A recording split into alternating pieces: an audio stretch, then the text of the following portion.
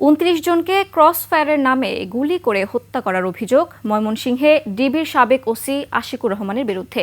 Fascist Awami League সরকারের পতনের পর আশিকুর রহমান সহ 17 পুলিশ সদস্যদের বিরুদ্ধে আদালতে মামলা করেছে ভুক্তভোগী পরিবার।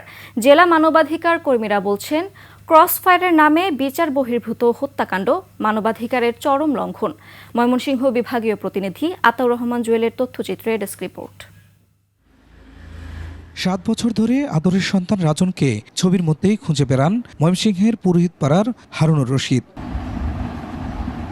2018 সালের 22 মে রাতে বাসা থেকে রাজনকে তুলে নিয়ে যান ডিবির সাবেক ওসি আশিকুর রহমান। পরের দিন ডিবি কার্যালয়ে ছেলের খোঁজ নিতে গেলে হারুনুর রশিদের কাছে 10 লাখ টাকা দাবি করেন ওসি। টাকা দিতে না পারায় 2 দিন পর মধ্যরাতে পুরোহিতপাড়ার রেলওয়ে পুকুর পাড়ে ক্রস ফায়ারে হত্যা করা হয় রাজনকে। আমার ঘর থেকে আমার ছেলে রাজনকে ধরে নিয়ে যায়। নিয়ে যাওয়ার পরে আমি ডিবি অফিসে পরের দিন যাওয়ার পরে অন্য ডিবির ওসি এবং অন্যান্য সদস্যরা পুলিশের তারা আমার কাছে 10 লাখ টাকা চায়। রাজনের বাবার মতো চোখের জল থামছে না একই এলাকার হকার মুন্না আর পরিবহন শ্রমিক পায়েলের মারও। তাদের মতো ইদ্রিসুর রহমান, শানকিপাড়ার রেহেনা বেগম সহ 29 জনকে ক্রস ফায়ারের নামে হত্যার অভিযোগ সাবেক ওসি আশিকের বিরুদ্ধে। অনেক সময় কিছু টাকা খরচ হলেও প্রাণ বাঁচাতে পারেননি স্বজনদের। আমার কাছে 5 লাখ টাকা দাবি করছে।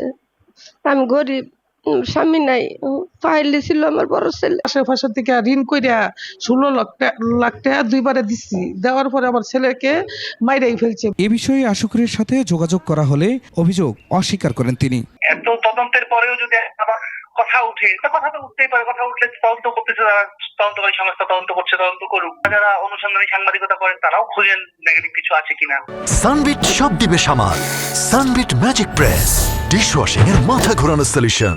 রাজন হত্যা মামলা আদালতের নির্দেশে তদন্ত করছে জেলা পিবিআই। জানিয়েছে ন্যায় বিচার নিশ্চিতে দ্রুত তদন্ত কাজ শেষ হবে।